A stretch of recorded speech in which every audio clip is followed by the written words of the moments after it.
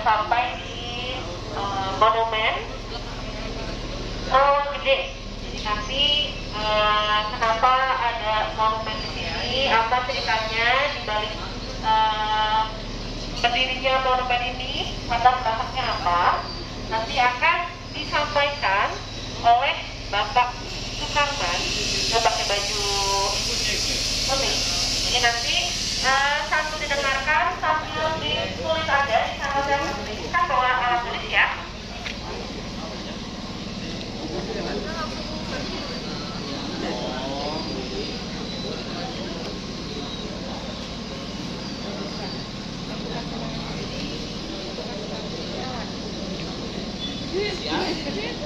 Siap, keliling monumen.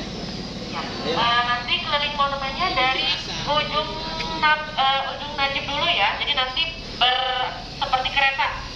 Jangan numpuk semua, tapi berbaris ya. Kayak kemarin waktu halal.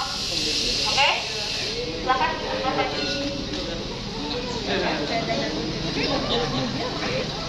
Ini sambil dilihat di dalam ada apa.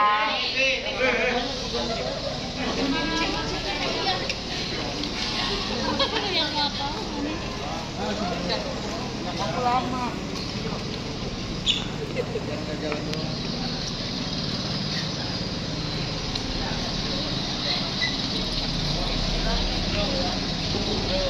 Ya maksudnya supaya berdiri seperti ini, Bapak jelasin realis ini gitu. Jadi dua-dua ya.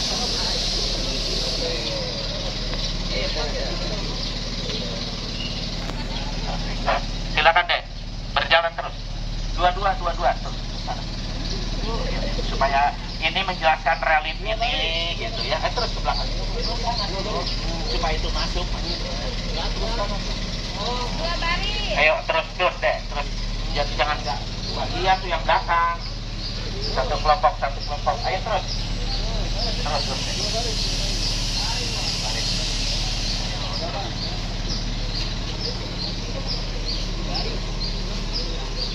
Ada yang baru pertama kali ya ini. Pertama kali. Ayo masuk. Semua aja. Ayo deh. Nanti depan. Ayo. Depan belakang.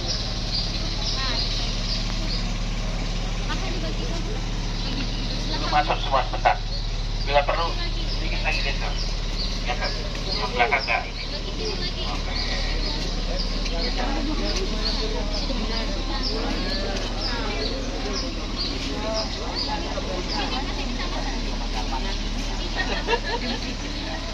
Udah? Berdiri? Udah ini semua? Nah ini adik-adik, relief ini ada makna tersendiri. Dibuatkan satu relief di atas monumen. Ini dulu ya Bapak yang mendesain. Di pantai itu rumah-rumah bangsa kita, di pantai laut itu rumah tuh begini, panggung pakai eri gitu ya, masa lalu. Nah itu masih budaya Jawa karena dari Mataram dikirimnya prajurit ke sini.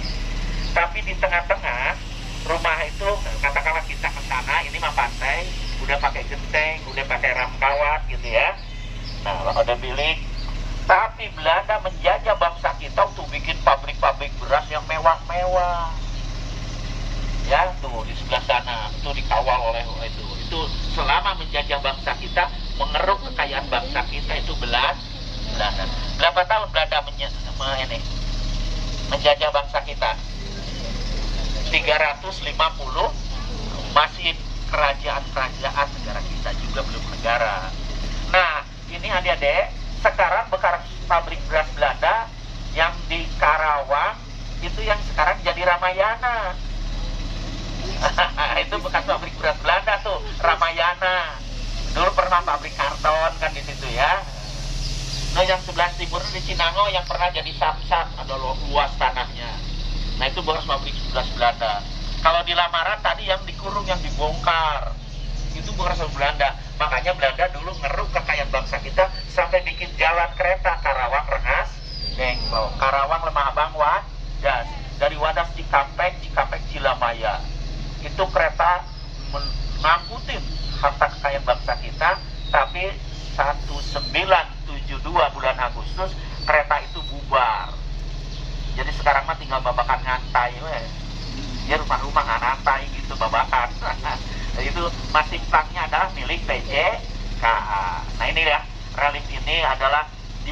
sini tuh ada garisnya 1 meter 1 meter, bukan langsung di ini. Ini mahasiswa dan dosen Fakultas Seni Rupa Yogyakarta yang buat tahun 95. Udah cukup, nanti kalau pertanyaan nanti ya. Kita pindah ke halaman sebelah sana. Yuk, geser lagi.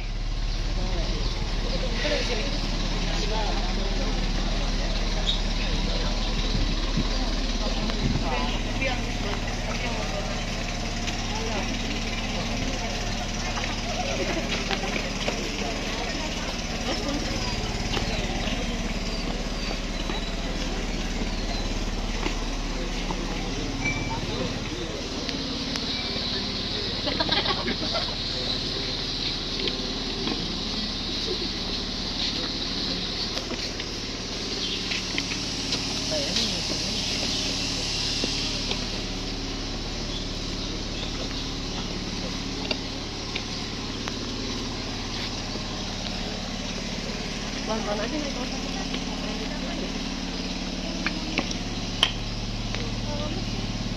Masuk sini nggak apa-apa. Udah, itu tuh.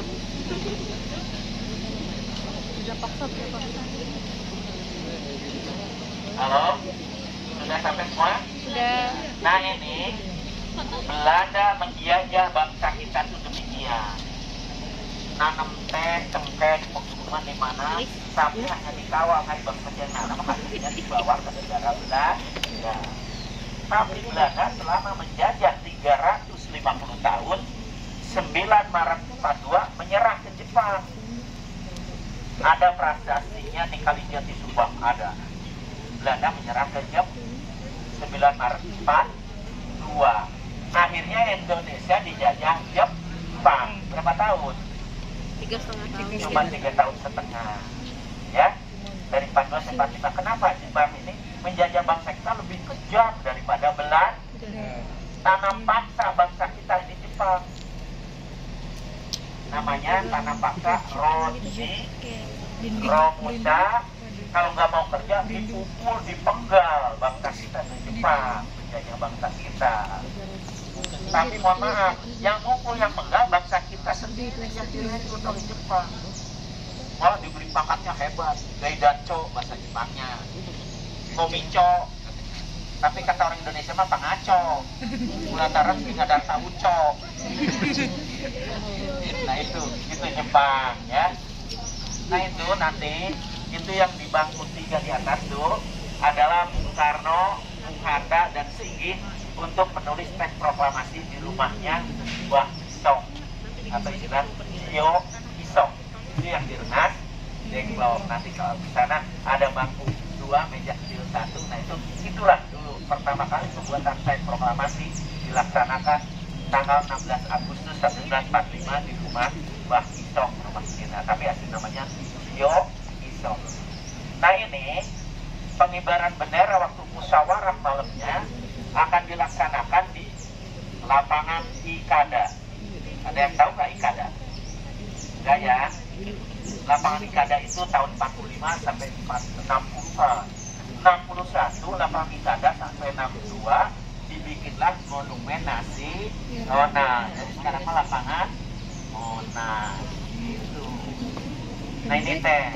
Nah itu pengibaran bendera, tapi dikuasai Jepang nggak jadi. Kata Jepang, tunggu dulu tuh Bapak, tentara sekutu masuk ke Indonesia.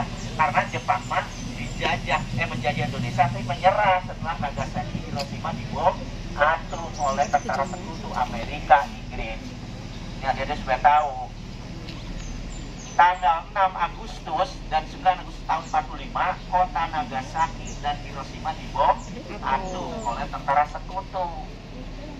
Akhirnya Jepang 14 Agustus menyerah tanpa syarat di Indonesia. Itu bomnya tentara sekutu Amerika, Inggris.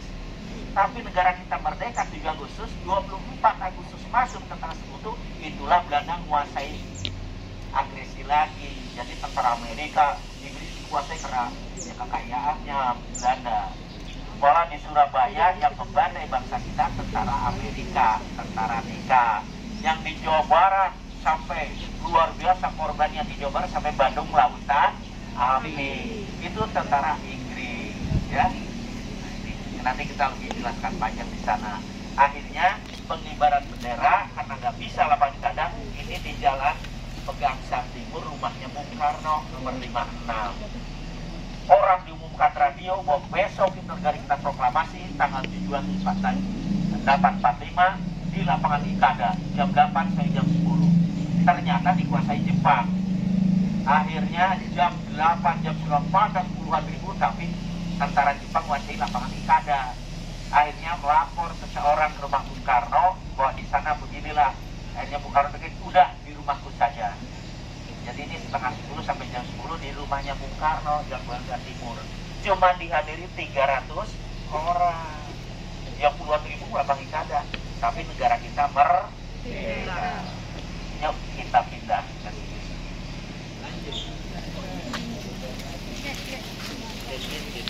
Kayak tadi duaan-duaan ya sayang ya.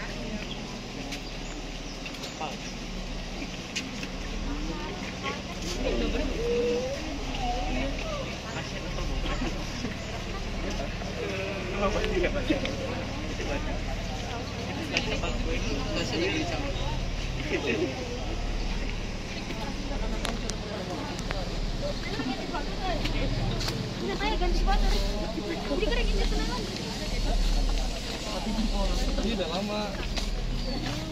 Lama banget. Lama banget, say. Nah, mohon cek pakai isi gomong mas.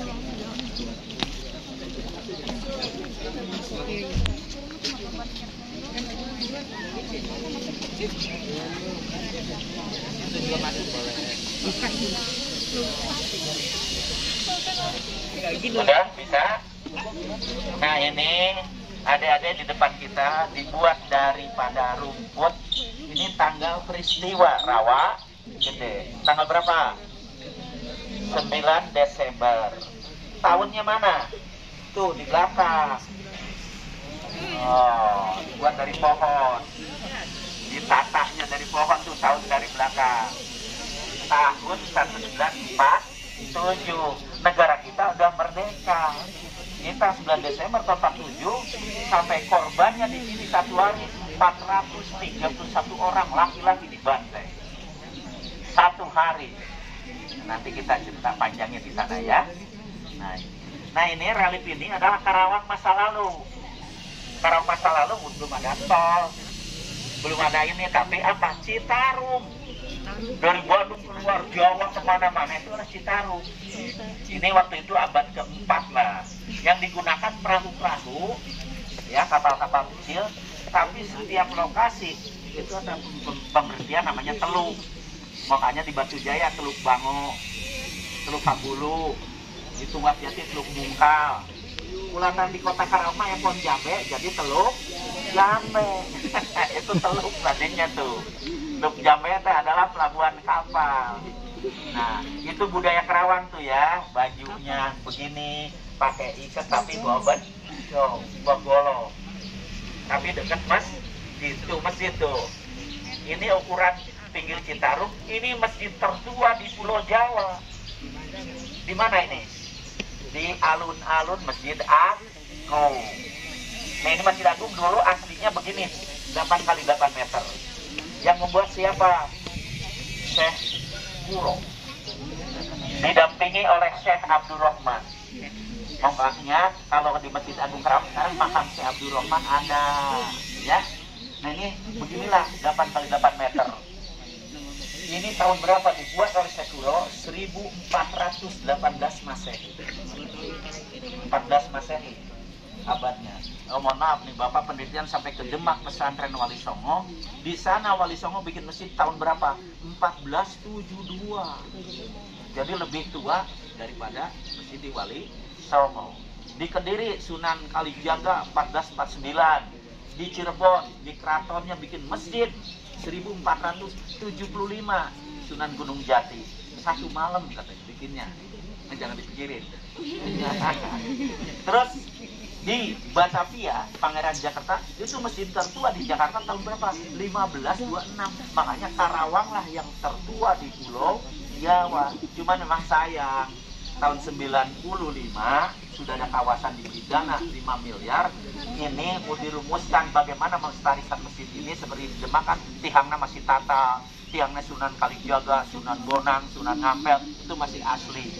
Di Karawang ini maksudnya ya mohon maaf saya sebagai perhati budaya dan sejarah, Ketua DKM mohon hari Rabu bakal datang rombongan anggota DPRD bagaimana melestarikan masjid ini. Waktu itu hari Senin saya datang ke sana. Nggak taunya belum hari Rabu, hari Selasa masjid ini udah diratakan Pak. Nah itulah saya sampai nangis di Masjid Agung. Ini mah yang sekarang masjid baru aja itu.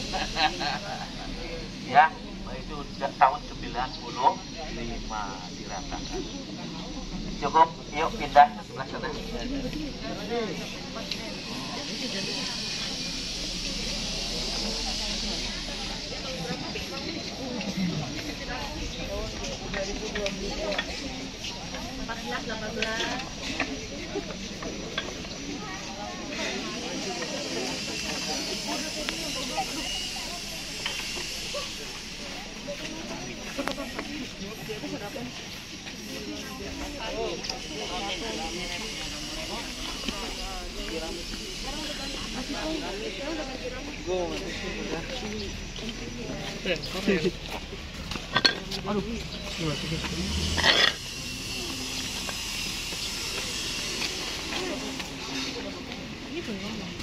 Udah lihat ini relief yang keempat.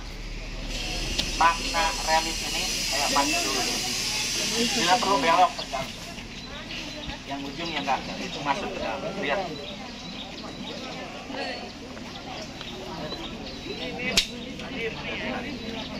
Nah ini, adik-adik sudah tahu itu ada pohon beringin, ya. Itu ada bangunan Pemda lama yang di alun-alun. Jadi pelantikan Bupati Pernama Karawang itu di alun-alun Karawang di sana. Yang sekarang jadi di Starbud ya. Nah itu. Ini siapa yang dilantik Bupati pertama di Karawang tahun 1600 ya 33. 10 mulut. Namanya siapa? Singa Perbangsa. Nah inilah Singa Perbangsa. Ini kiriman dari Mataram.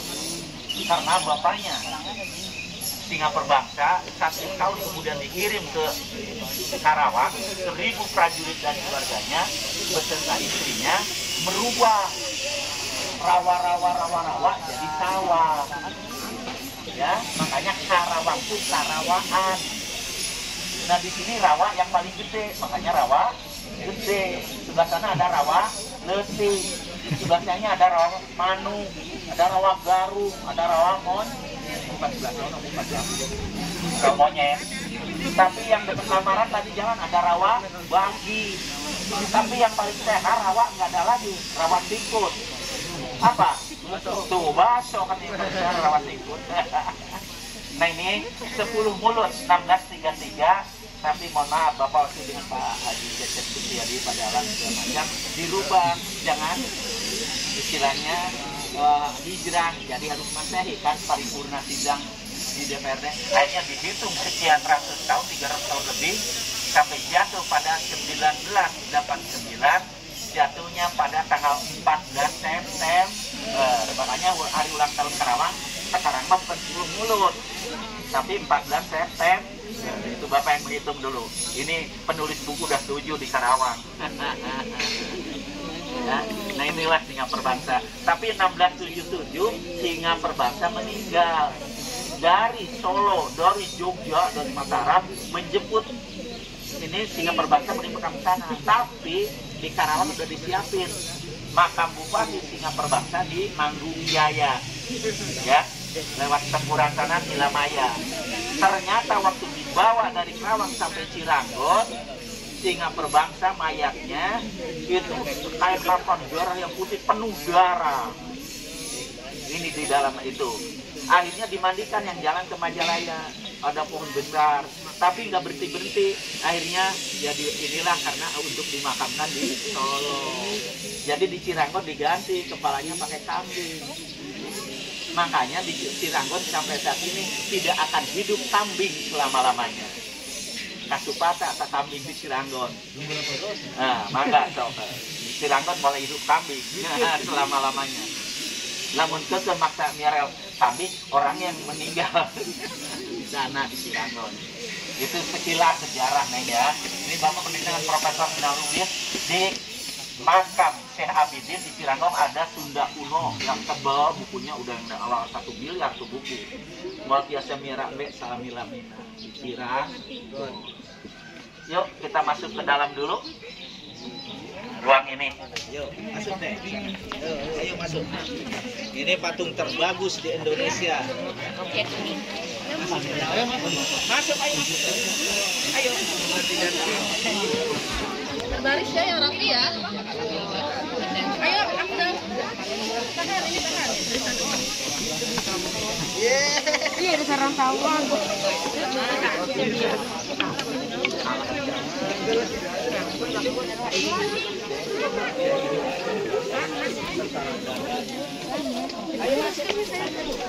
Sebentar Pak, penuh.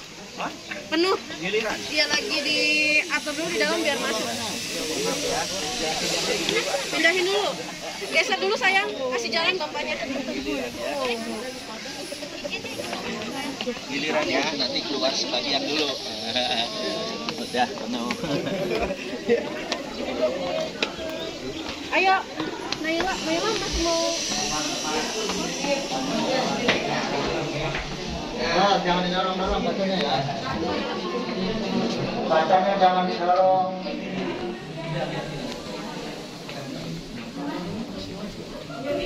Apa? Hebat sih Bapak. Adik-adik, ini patung ini adalah dari plastik figur plastik. Ya, figur plastik. Ini yang membuat sama. Ini dibuatkan. Ini adalah figur Belanda yang menyerang ke sini 300 militer berpakaian begini. Ya, ini dilukis baju lorengnya segala macam. Tuh lihat ibu-ibu seperti yang asli. Yang dibantai di sini adalah usia 15 tahun ke atas. Dari pagi sampai sore 431 korban semua laki-laki. Ini bukan itu aja, tuh pohon-pohonan aja itu sama fiberglass plastik gitu, tapi seperti yang asli gitu ya. Makanya mengatakan patung terbagus di Indonesia dulu itu adalah orang luar negeri masuk ke sini sampai angkat tangan. Karena patung tuh yang seperti di atas cuman kuning aja maksudnya gitu atau hitam aja, tapi ini dilukis tuh ibu-ibu seperti bajunya asli ibu-ibu masa lalu gitu ya, tuh kakinya seperti yang asli ya. Neng, sini satu orang, sini satu orang, ayo ke sini. Ini satu orang, jangan banyak-banyak, ini aja. Itu patung ibu-ibu ya. Itu patung anak yang 15 tahun dibantai, diambil oleh ibunya banyak. Tapi itu yang berdiri anak perempuan apa? Anak perempuan nangis. Itu. Nah, aku titip kepada kamu. Itu ada anak perempuan nangis kan di sini. Titip ke kamu, jangan berani-berani masuk malam-malam sendirian ke sini. Kalau kamu masuk sendirian ke sini, pasti anak perempuan nangis di sini. Ya, pasti ada anak perempuan nangis di sini kalau kamu masuk malam sendirian. Awas, hati-hati. Tapi apa? Yang nangis bukan patung, ini yang ketakutan. Apa Pak? Mau lari, sini mau lari sampai nangis nih. Yang nangis bukan itu kalau Anda sendirian masuk sini. Ini yang nangis anak yang di sini.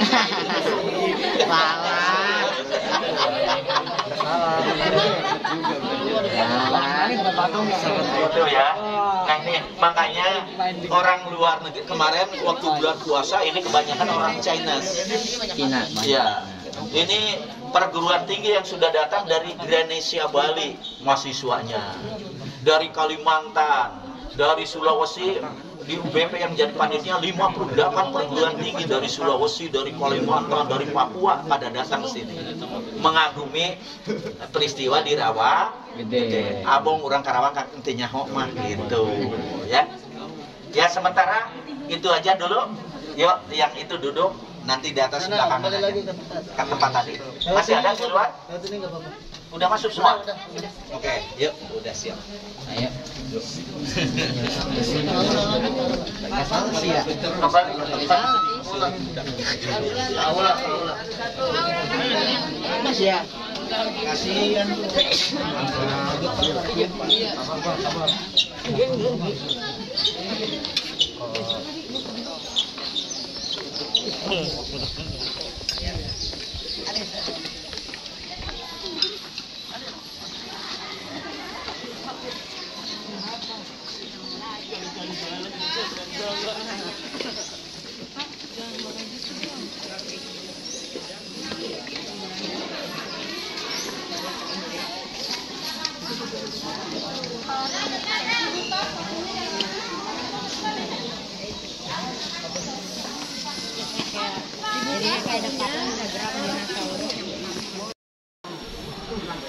Assalamualaikum warahmatullahi wabarakatuh.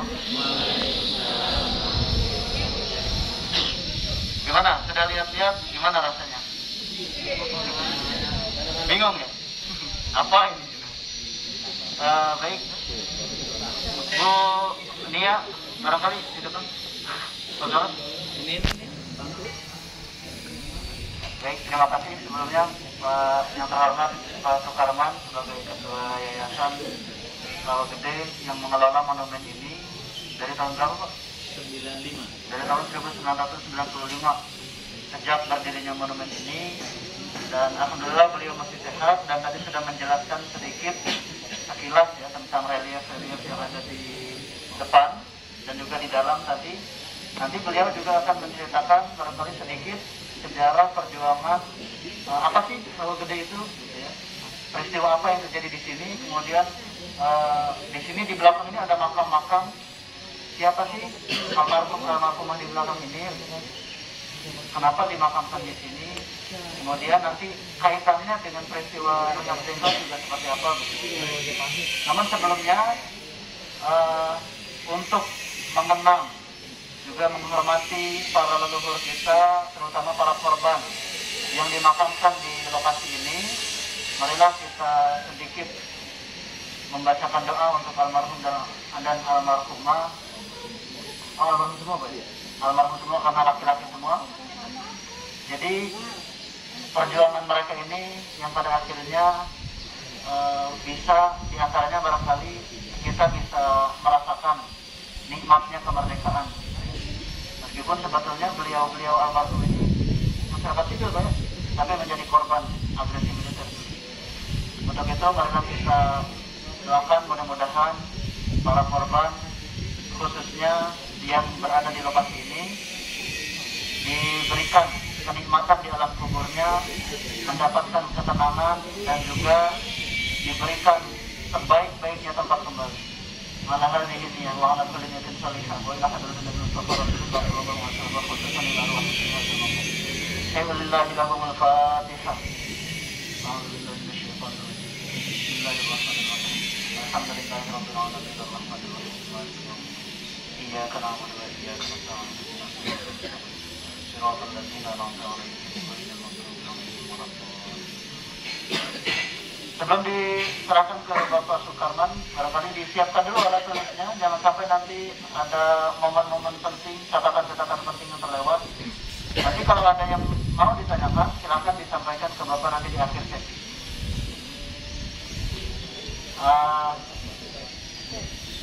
Kelas 7 mana? Kelas 7 sudah siap belum? Coba, angkat tangannya kelas 7. Siap ya? Kelas 8A. 8A, kok sedikit? Laki-lakinya mana? Ya, kelas 8B mana? 8B, sudah siap semua ya? Nanti kalau ada pertanyaan, disimpan dulu pertanyaannya, nanti bisa disampaikan di akhir sesi. Untuk selanjutnya, kita akan dengarkan bersama penjelasan mengenai sejarah perjuangan di Rawa Gede dan nanti berkaitan dengan sejarah Demak Dengklok oleh Bapak Sukarman. Kami persilakan dengan segala hormat.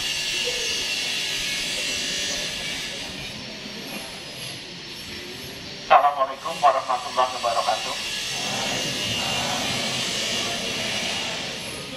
Alhamdulillah wa syukurillah, la haula wa la quwata illa billah. Dengan merayakan membacakan puji syukur kehadiran ilahi Robi. Semoga salawat dan salam mari kita limpahkan kepada junjungan alam Nabi besar Muhammad sallallahu alaihi wasallam. Bapak dan Ibu guru yang kami hormati, ada yang belajar SMP mana? Kuri Artam kan nggak tahu supaya menjawab ya. Alhamdulillah sampai di rawa gede. Nah inilah rawa dulu gede itu sampai 20 hektar rawahnya. Ini sebelah sini ke sana rawa-rawa. Alhamdulillah inilah peristiwa pembantaian di rawa gede tadi 9 Desember tahun 1947. Padahal negara kita udah merdeka. Kenapa di sini ada pembantaian? Nah itu latar belakang.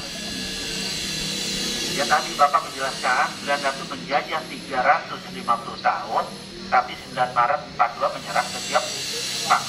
Akhirnya Indonesia dijajah Jepang. Nah itu Jepang tadi tanam paksa Rodi Romusa, akhirnya Jepang menyerah tanpa syarat 14 Agustus. Tapi licik, tokoh bangsa kita namanya Bung Karno dibuat terbang tanggal 14 Agustus pagi ke Saigon, Vietnam.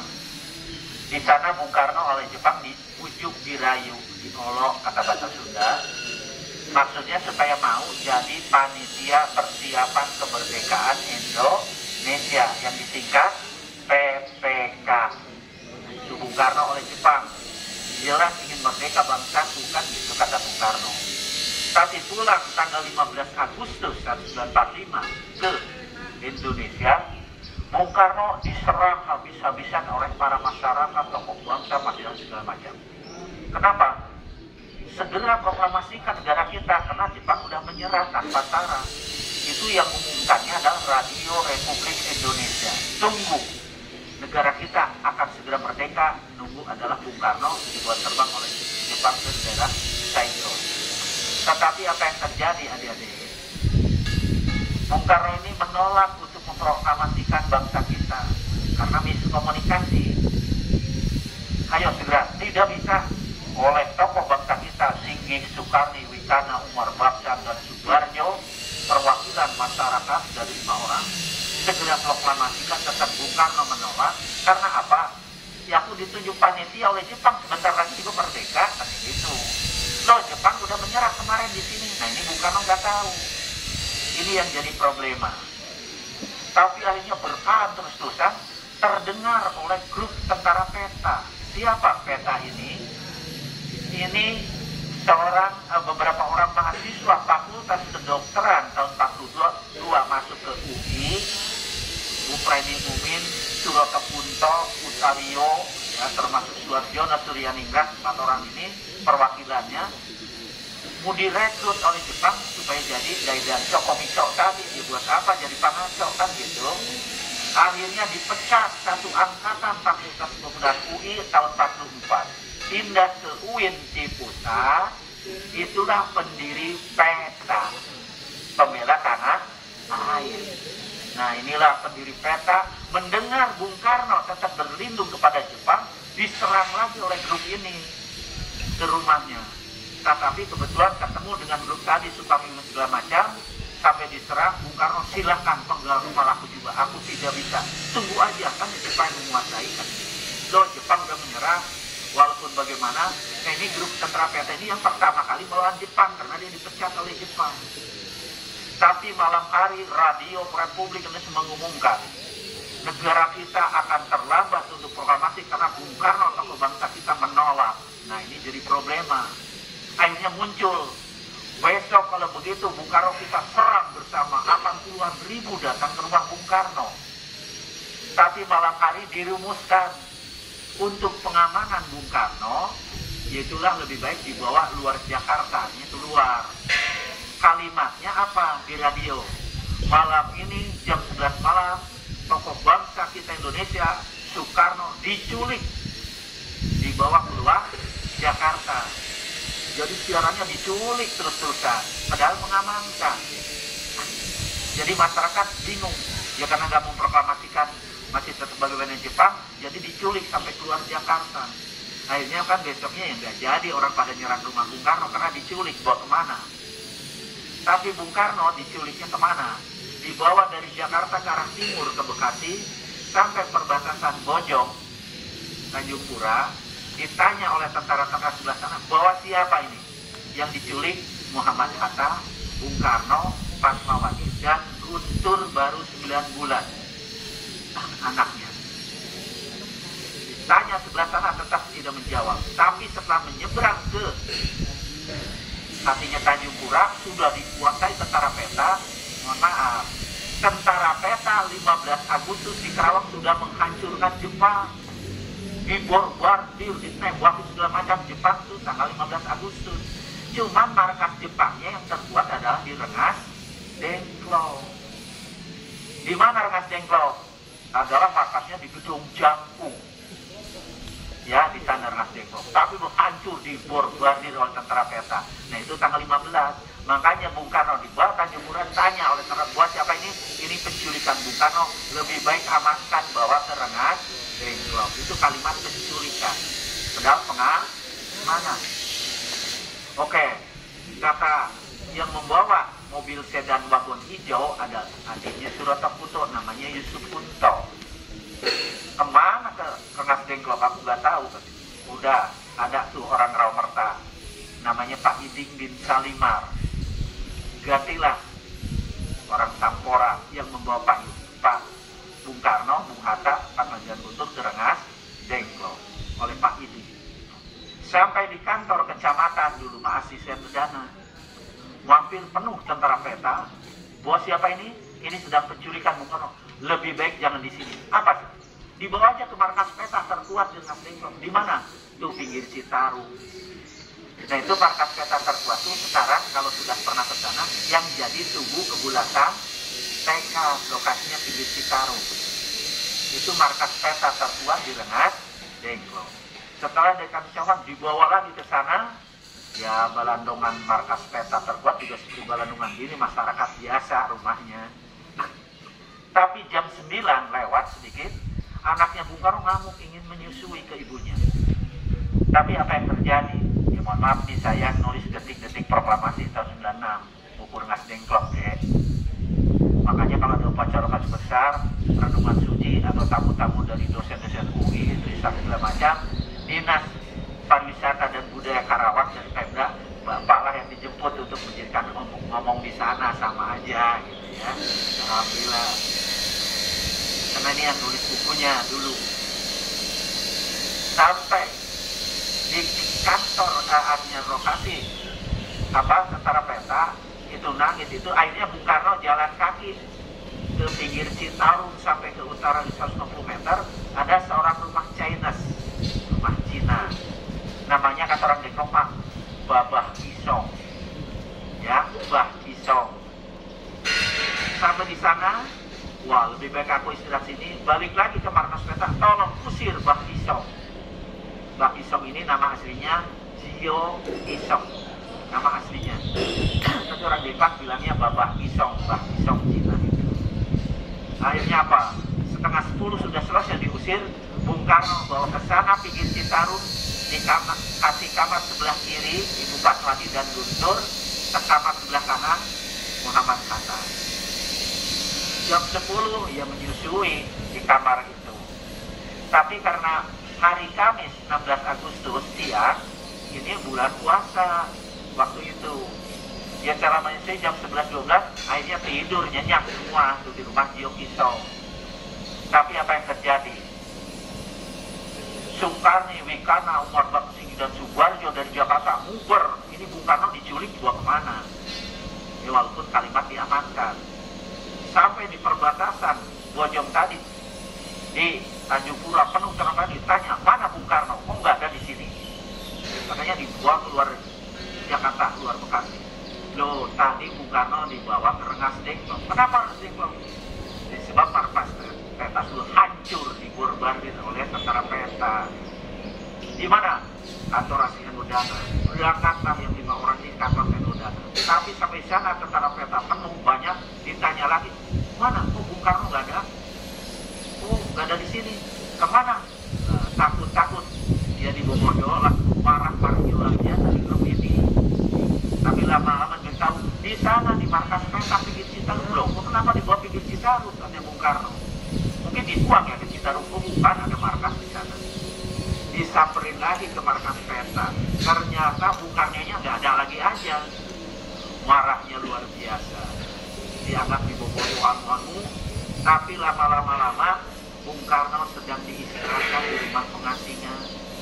Di mana? Tuh pinggir Citarum. Langsung pada jalan ke sana ke semua, dan kurang lebih jam 2:15 rumah Yogisok digedor pintunya oleh Singgi. Akhirnya ya Bung Karno lagi tidur nyenyak bulan puasa, masih begini-gini lah, tangannya terbuka. Langsung suruh duduk di bangku di depan yang ada bangku 2, meja kecil 1. Bung Karno sebelah kiri, Bung Hak sebelah kanan. Langsung dibentak oleh Singgi. Siap besok proklamasi untuk bangsa dan negara. Bung Karno menolak lagi aja dengan tidak bisa. Kenapa tidak bisa? Loh, aku kan ditunjuk panitia oleh Jepang. Loh, Jepang di sini udah hancur di Borbasi. Jepang udah segala macam. Disitulah Bung Karno berpikir di Rengas Dengklok. Tapi akhirnya kalau nggak percaya, panggil Pak Lurah Rengas Dengklok, namanya Pak Ginun. Panggil tokoh masyarakat, namanya Pak Masrin. Panggil tokoh Tetrapeta, namanya Pak Sukaryana. Berdialoglah 3 orang, Bung Karno, Bung Hatta dengan Adi yang di sana. Disitulah baru tahu persis, artinya Jepang sudah hancur markas di Rengas Dengklok. Setelah selesai berdialog setengah jam, Singgi nanya, siap nggak besok proklamasi? Kalau nggak siap akan diculik selama-lamanya. Tapi Bung Karno menjawab, coba deh, bagaimana menjawab bukan dengan kata, tadinya dengan isyarat. Mengatakan iya-nya gimana? Nah begitu. Jadi mengatakan iya-nya mengangguk. Kalau enggak, geleng kepala. Kalau jangan berisik, masukin ke hidung gitu. Itu isyarat jangan berisik. Bung Karno sedang mengangguk-angguk, oleh Singgi diberi kertas 1 lembar, apa yang pernah dirumus di Jakarta, tulislah teks proklamasi. Nah ini pertama tulis aslinya teks proklamasi Bung Karno di Rengas Dengklok. Inilah tulisan Bung Karno.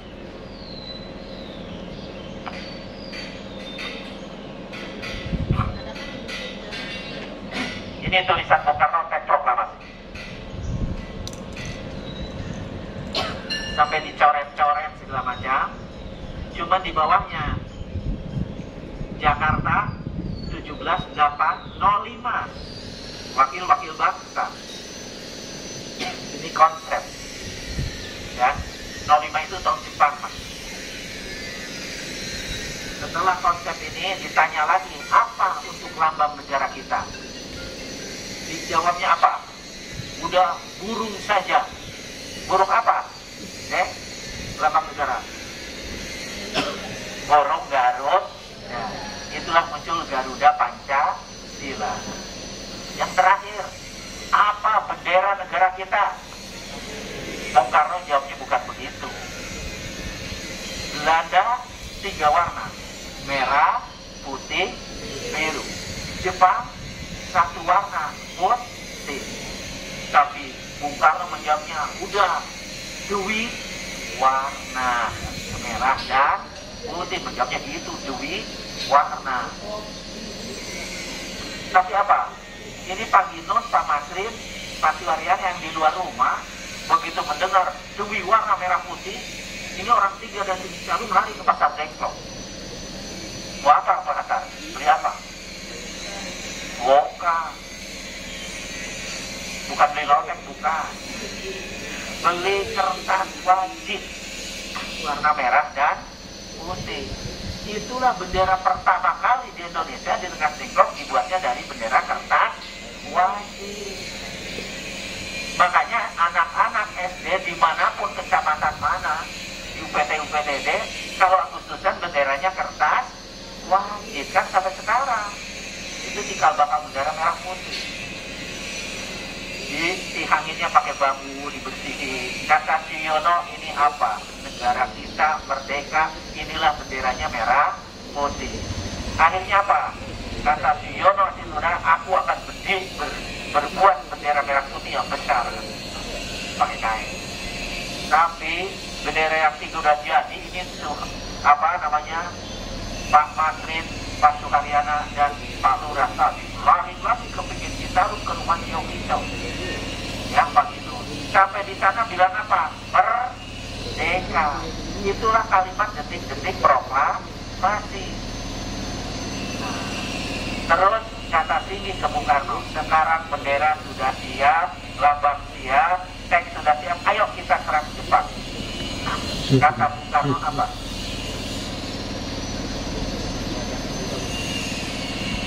Halo? Halo? Halo? Tes 1, 2, 3. Nah ini lebih bagus lagi ya. Ya mohon maaf. Akhirnya apa yang terjadi, Bung Karno menolak lagi untuk menyerang Jepang di Jakarta. Kata Singi, apa sebenarnya ada alasannya untuk nggak mau berangkat ke Jakarta? Lihat, istriku sedang menyusui. Yang kedua, ini kan bulan puasa baru jam 2 atau setengah 3. Lebih baik nanti aja habis buka, kan gitu. Akhirnya berdamai segala macam. Berdamai, akhirnya apa? Diberi kesimpulan, iya, kalau begitu habis buka aja kita ke Jakarta. Tapi apa yang terjadi adik-adik? Lagi pada tidur nyenyak sampai sore maghrib. Ini di kantor asisten Wadana, kantor camat depan pasar, apa yang terjadi? Bendera Jepang jam 4 sore tanggal 16 Agustus diturunkan, sedang berkibar. Digantilah oleh bendera merah putih. Disitulah berkibarnya bendera merah putih pertama kali di Rengas Dengklok. Disitulah Karawang menggoyangkan bangsa. Disitulah Karawang menggoyangkan dunia. Lain goyang Karawang mendunia. Goyang Karawang aja nama. Dan itulah goyang Karawang teh, menggoyangkan bangsa, menggoyang dunia. Dan disitulah Karawang dijuluki Pangkal Perjuangan. Itu kalimat tanggung itu di situ. Jadi jam 4 sore di Rengas Dengklok, kantor kecamatan, bendera merah putih sudah berkibar. Makanya orang Karawang Agustusnya ini masih tanggal 16, 17 sama di Jakarta. Ya, apa yang terjadi lagi deh? Berangkatlah semua ke Jakarta habis buka jam 7 dari Rengas Dengklok. Sampai di Jakarta langsung ke markas Jepang. Siapa Panglima Jepang di Jakarta? Laksamana Maeda. Kata Maeda, mau apa Bung Karno kesini? Aku segera proklamasikan bangsaku. Tidak bisa, kata Maeda. Kenapa tidak bisa? Loh, akan Anda ditunjuk panitia oleh Jepang.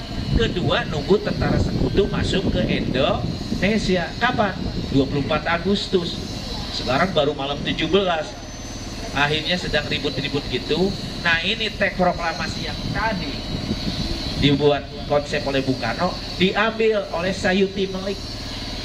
Diketiklah, minjem mesin ketik di asrama Jepang. Diketiknya di atas bangku, didampingi tokoh agama namanya BM dia. Inilah ketikannya Sayuti Melik. Ya, maklum mesintiknya jelek, nggak bukan komputer seperti sekarang. Proklamasi ketikan Sayuti Melik. Cuma di sininya diganti. Kalau tadi Jakarta 17805, tapi oleh Sayuti Melik diganti Jakarta hari 17 bulan 8 tahun 45 atas nama bangsa Indonesia, Soekarno Hatta. Ini dengan konsep lain, konsep wakil-wakil bangsa. Kata Semelik sedang ribut Maeda dengan Bung Karno. Udah setengah 11 Pak, tolong tanda tangani ini teks proklamasi untuk negara kita merdeka. Tapi kata Bung Karno, tanda tangan di mana? Nggak ada meja. Tapi di pojok ada kelihatan, di situ lama-lama ada piano.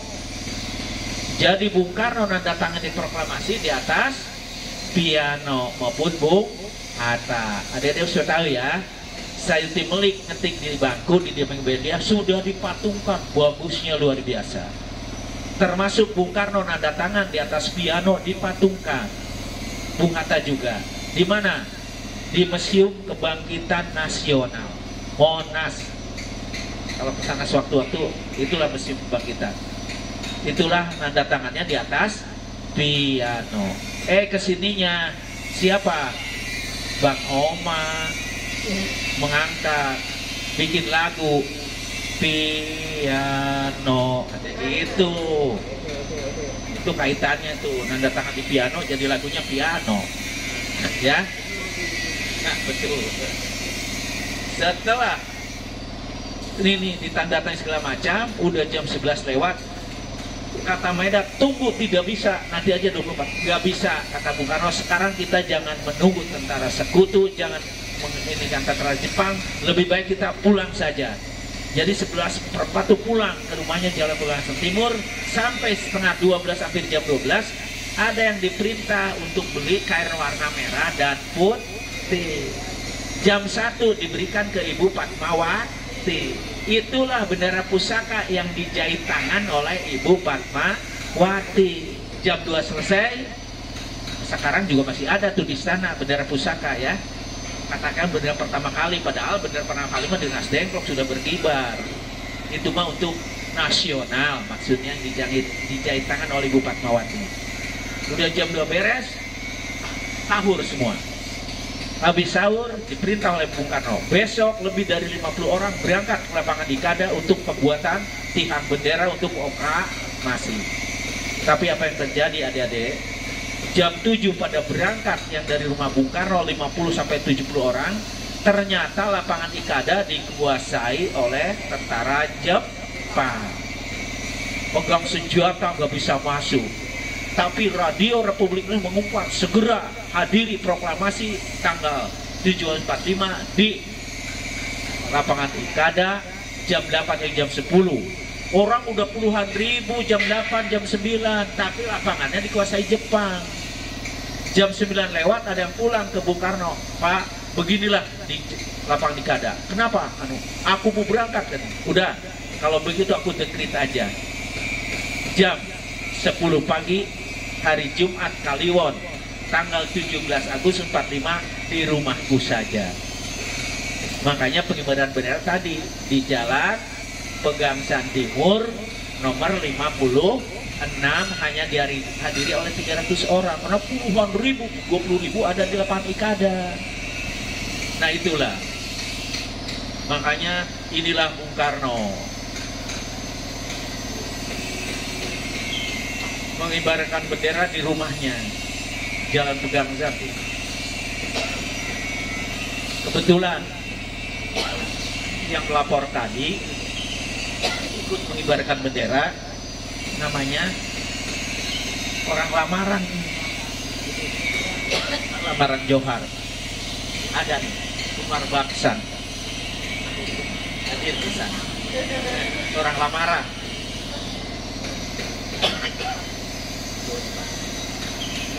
Ya. Maaf ya, ini ada gangguan teknik.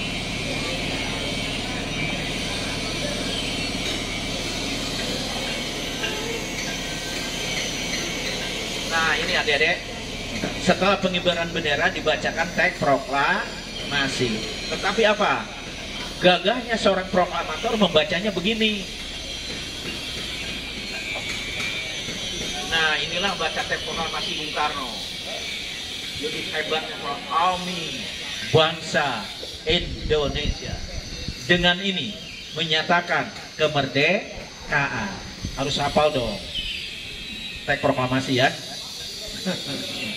Setelah membaca proklamasi, Jakarta hari 17 bulan 8 tahun 45 atas nama bangsa Indonesia, Soekarno Hatta, ditandatangani negara kita merdeka, tapi baru atas nama. Besoknya malam hari 18 Agustus ini merumuskan pembuatan kabinet.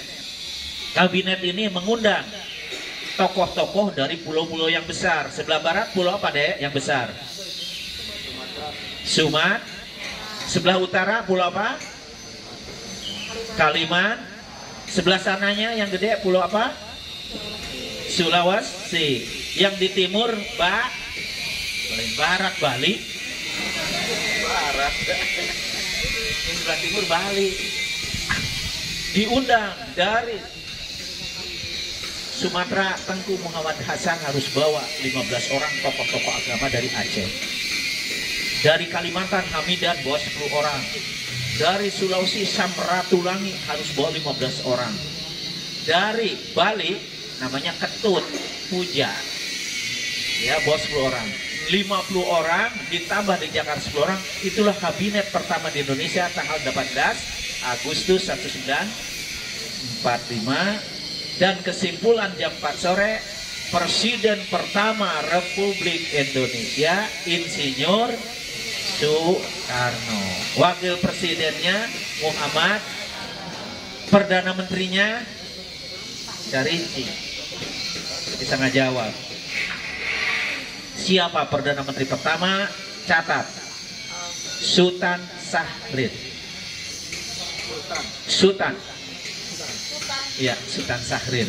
Makanya dalam sajak Khairil Anwar yang ditulis tahun 48, ya Dede supaya tahu, Khairil Anwar menulis sajak Karawang Bekasi itu di rumahnya orang Rawagede. Malah jagalah Bung Karno, jagalah Ahmad Hatta, jagalah Syahrir. Nah itu maksudnya kalimat itu. Ya, Syahrir, Sultan Syahrir.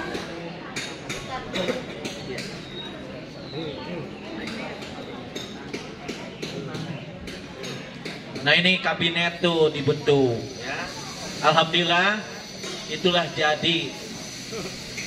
Dan mohon maaf, setelah jadi tanggal 18 Agustus untuk presiden pertama, besoknya 18 Agustus pembuatan BKR.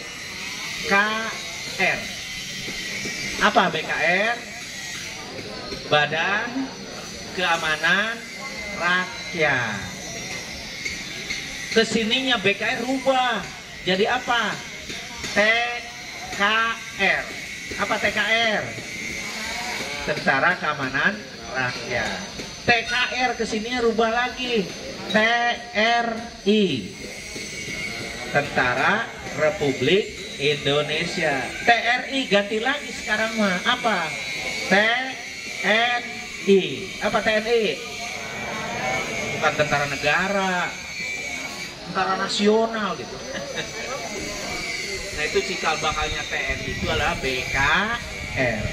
Nah BKR Panglima pertama di Jawa Barat siapa? Pangkatnya Kolonel Abdul Haris Nasution.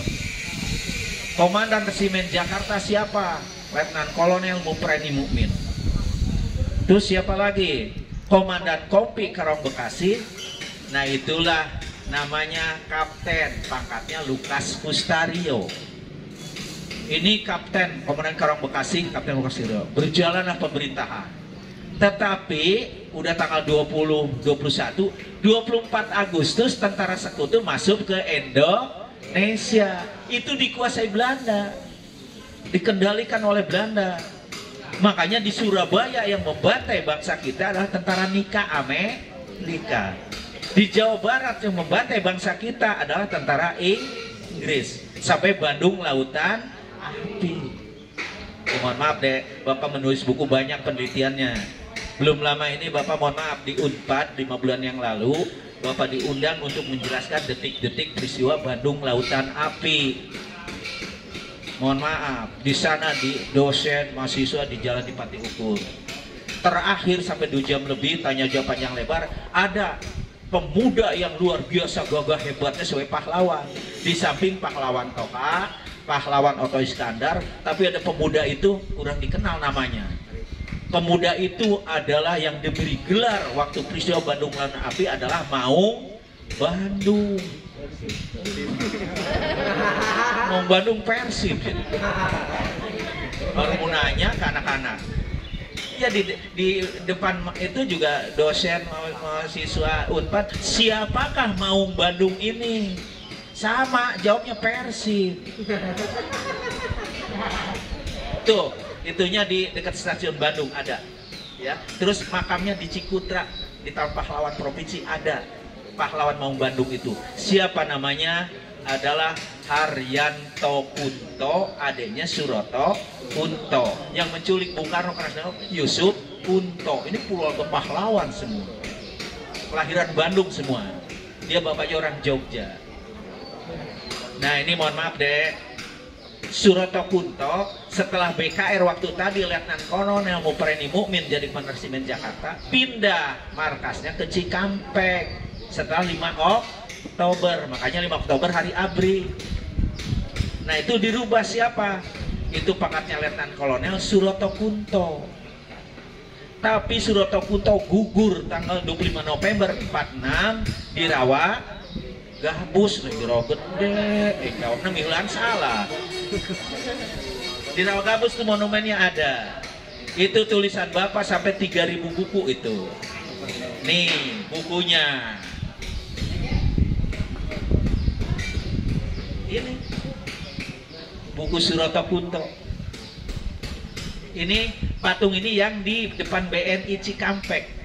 Bapak yang bikin tahun 98. Ya. Ada lengkap di dalam Bapak potret-potret penelitian segala macam. Nih Bapak udah nulis buku Karawang Bekasi sampai 250 halaman. Bapak nulis detik-detik peristiwa Rengas Dengklok tadi. Udah lebih dari 7 buku saya nulis. Tapi mohon maaf, sekarang buku nih Rawa Gede nih.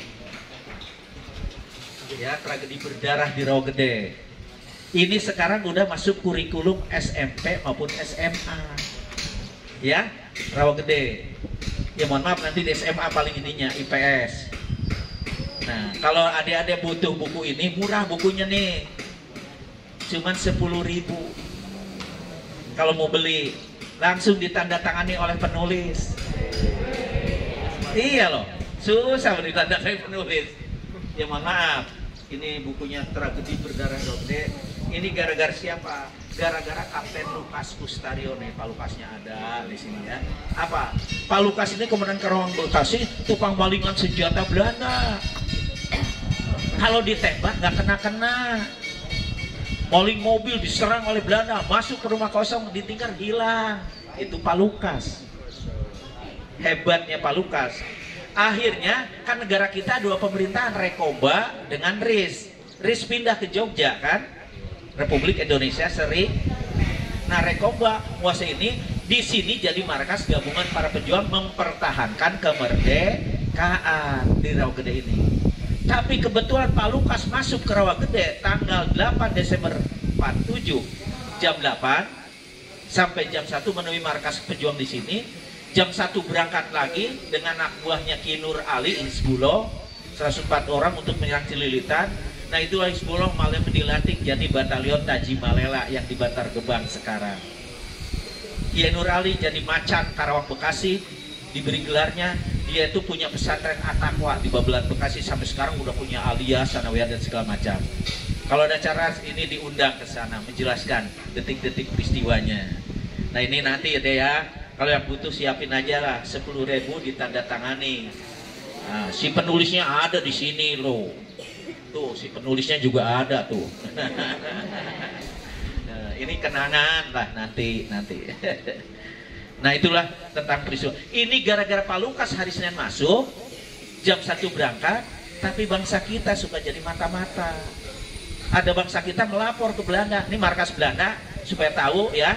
Yang sekarang di belakang kantor pos alun-alun yang jadi asrama polisi itu markas Belanda besarnya, tangsi Belanda itu. Mohon maaf, tadinya rumah yang di depan yang 5 yang sekarang jadi klinik, jadi TK atau asrama akan dibongkar sama dengan tukang untuk direhabilitasi. Tapi saya sebagai paratik budaya dan sejarah didorong waktu di seluruh jangan dibongkar, cuma diganti gentengnya aja pakai asbes, dicat aja. Tadi harus diganti itu. Dan itu asrama Belanda asli gitu. Itu yang melapor ke sana bahwa Pak Lukas dicari bulan-bulan kemana, ada di Rawa Gede bergabung dengan para pejuang. Makanya di sini malam 9 sudah ada berita bahwa Rawa Gede oleh tentara pusat harus dibumi hanguskan. Dikirim jam 1 malam ke sini 300 militer Belanda gara-gara Pak Lukas mampir di Rawa Gede. Besoknya adik-adik gimana? Setiap rumah digedorin 15, mana 20, satu kampung ini diputer. Ada berapa kelompok? Digedorin rumah, tapi yang dikeluarkan laki-laki hanya yang usia 15 tahun ke atas. Ada 30 digunakan tuh direalitkan di sana. Di mana Pak Lukas? Walaupun tahu bilang tidak tahu. Di mana markas pejam sini? Tidak tahu. Berebet dibantai sekali nembak 30. Pindah lagi. Habis di sini sampai sore. Penduduk laki-laki. Ya ada yang selamat 1-2, yang ngumpet, ada yang ngumpet nyumputnya apa? Karena laki-laki dia langsung pakai baju kebaya, samping kebak, ya pakai nyamar, ditunggangin oleh adik-adiknya perempuan semua. Datang Belanda, mana laki-lakinya? Gak ada tuan sini mah. Oh iya, dilewat tuh yang pakai samping kebak, baju kebaya sama. Itu di sini macam-macam loh. Banyak kan yang dikali, masuk ke kali dibantai, beronong, wah itu darah lebih dari 200 dikali. Malah Belanda hebatnya apa? Supaya ngerti, itu yang 40 orang pinggir kali, satu-satu ditembaknya. Maksudnya seperti gini, yang pertama di pinggir kali dijajarkan 40. Di mana Pak Lukas? Tidak tahu. Di mana Markus Wangi? Tidak tahu. Padahal itu di sana-sana belum tentu ditembak kan, paling suruh ngantar. Tapi bilang tidak tahu, ditembak, nyebur ke air. Yang kedua, kalau dia takut ditembak, bukan jiwa pahlawan atau warna kemerdekaan. Di mana Pak Lukas? Di mana Mas? Tidak tahu, tembak lagi. Jadi semua 40 bilangnya tidak tahu, ditembaknya jadi tekdung, tekdung, tekdung, tekdung. Makanya Rawa Gede dulu kan telah janda tekdung. Orang Rawa Gede mah dulu. Ini tembaknya tekdung, tekdung, suamina. Ya. Nah itulah peristiwa hari Selasa, jumlah 431. Besoknya, mohon maaf, laki-laki yang selamat beberapa orang kabur takut Belanda balik lagi. Jadi makam ini pemindahan, ini mah dulu makamkan di rumah masing-masing. Coba, mohon maaf, ini ibunya bapak baru nikah 6 bulan, terbantai suaminya ibunya bapak juga. Tuh, sebelah sana ada nama Ocok, belakang nama Bitol, itu suami ibuku Bitol. Ya. Terus Waku baru punya anak 1 waktu Jepang. Malah siapa namanya? Empong. Kuno ngaran Empong. Ya zaman Nipong. Jadi nama dulu begitu. Zaman Nipong ngaran Empong. Siapa namanya? Waku juga terbantai baru. Tuh, Kotol. Wah, anannya. Itu suami Waku itu Kotol. Jadi ke sana tuh nama tuh ada Silet, ada Kutang, ada Deblo, ada Cengek gitu ya. Itu nama asli, bukan asal nama. Sorry, orang nyebut Kotol, gitu. Kotol itu nama asli pada Uanan. Nah itu ya, adik-adik mohon maaf. Jadi besoknya ini teh dikubur di 40-30 tuh anak kamu, tuh suami kamu dipakai bedok, Neng, hujan. Nanti bahasa Sunda pakai golok, cuma 30 cm dalamnya, setengah rian, ngegali bedok sendiri. Kain kapan beli kemana? Kulambu, spray dibungkusnya. Apa ininya padungnya jandela, ada yang nyiru apa gitu, diurungin, gak ada yang nyebayani. Waktu di rumah masih. Ini 3 tahun kemudian Bupati Thohir Mangkudijaya 10 November 51 karena Belanda mengakui resmi Indonesia kedaulatannya 20 Desember 49 setelah konferensi meja Bunda. Di 51 baru dipindahkan tulang ini mah, makanya sama pendek-pendek. Di situ ada Bang Toyib juga ada yang dipindahin ke pulang-pulang. Jadi 51 dipindahin, mohon maaf. Sebelum dipindahin disebayangkan masal dulu. Setelah sebayangkan masal baru dibuatkan Taman Pahlawan. Makanya nama Taman Pahlawan maknanya sampurna raga, sempurnalah raga ini. Nah gitu ya deh. Ini jumlah sini cuma 181 dari 400 karena yang dikali, yang tekdung-tekdung hanyut yang gak makamnya itu mah. Nah sedikit lagi ya, berapa menit lagi. Coba adik-adik tahu bentuk monumen ini Bapak yang menciptakan bentuknya. Kayak apa monumen? Ayo. Piramid. Ini sudah jelas, Bapak yang menciptakan monumen ini adalah bunga melati yang belum mekar. Masih ikut? Bunga melati. Kenapa bunga melati? bunga melati itu putih wangi, suka duka dipakai. Suka nikah pakai bunga, duka meninggal pakai bunga, tapi masih kuncup. Kapan mekarnya, Bu? Ini melati. Inilah nih melati-melati mekar nih, jadi dosen, jadi dokter, jadi pengusaha nih, wanita-wanita ini. Siap jadi melati mekar? Tapi arti sejarah lain lagi. Walaupun belum naik ke atas ya, belum naik kan? Bapak beritahu, ini semua anak tangga 17 dari manapun. Anak tangga 7. Tadi masuk ruang patung yang ada anak perempuan nangis. Nah, yang dikacain segi berapa? Tengah. Segi 8. Ruang patung segi 8. Piramid yang kuncup berapa? 4. Tingginya 5 meter. Nah, kita gabung. Anak tangga 17, ruang patung segi 8, piramidnya 4, tingginya 5 meter. Jadi 17, 8, 4, 5. Hari apa? Bukan hari Jumat. Hari Prokla. Itulah monumen. Dimanapun ada monumen, pernah terjadi peristiwa yang bersejarah bagi bangsa dan negara. Itulah, nanti kalau pulang ke sini atau kapan-kapan ke sini bisa mengenal ini, memberitahu sama teman, sama keluarga arti monumen. Tapi ada satu lagi tuh di belakang. Coba lihat ke belakang, adik-adik anak laki-laki. Hei, lihat ke belakang. Tolong baca itu Bapak yang nulis pilar-pilar kebangsaan. Apa? Ini saya yang menciptakan Esa hilang, dua terbilang. Artinya? Tahu artinya itu. Cita-cita. Artinya mati satu, tumbuh 1000. Mati sekian ratus masa lalu, sekian ratus, akan muncul ribuan lagi pahlawan yang akan datang. Nah, inilah pahlawan-pahlawan yang akan datang. Jadi polisi, jadi abri, jadi bupati, jadi DPR, jadi Pak Lurah, jadi Pak RT apa? Ya, ini nanti pahlawan akan datang. Jadi sementara itu dulu cukup. Barangkali ada gunanya, mohon maaf. Itulah perjalanan sejarah. Terima kasih. Wassalamualaikum warahmatullahi wabarakatuh.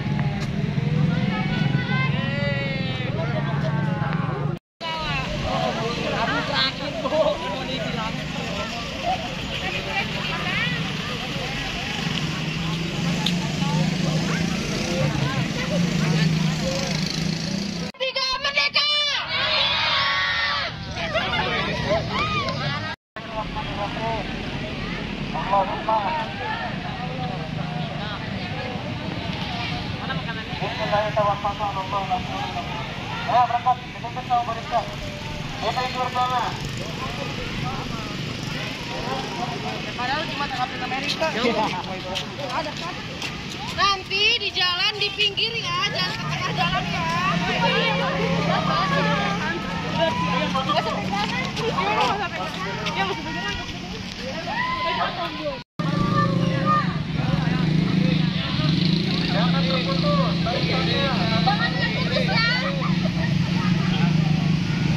Di pinggir ya jalannya ya.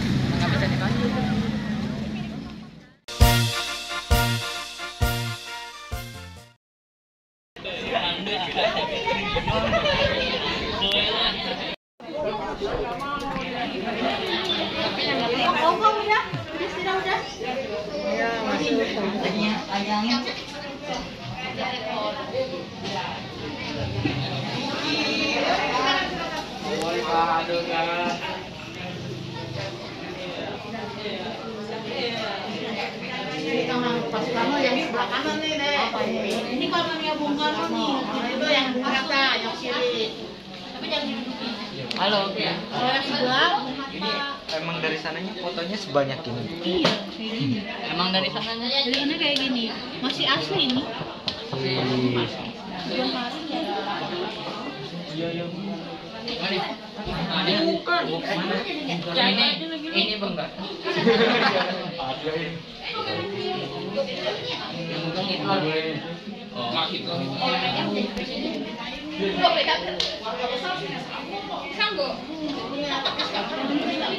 Iya.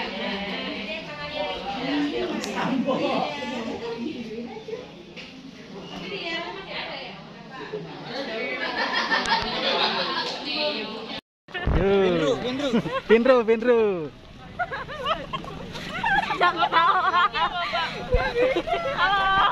Halo dong. Pinggir.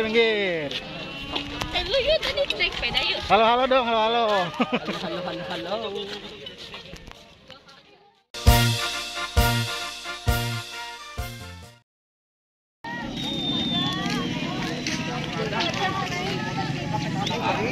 Susah.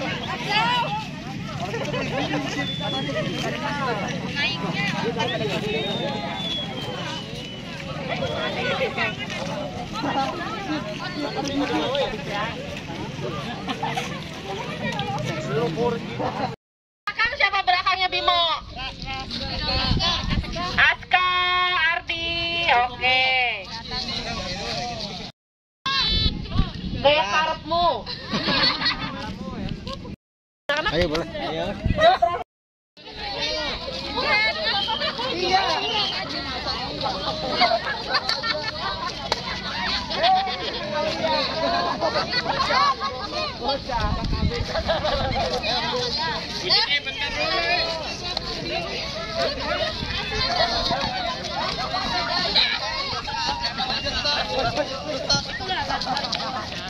Delapan B sudah? Yuk berangkat. Yel-yelnya mana?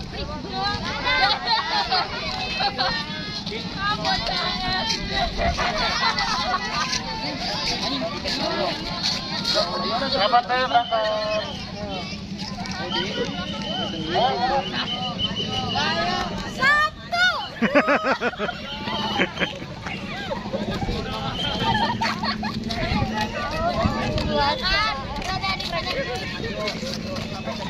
Maju.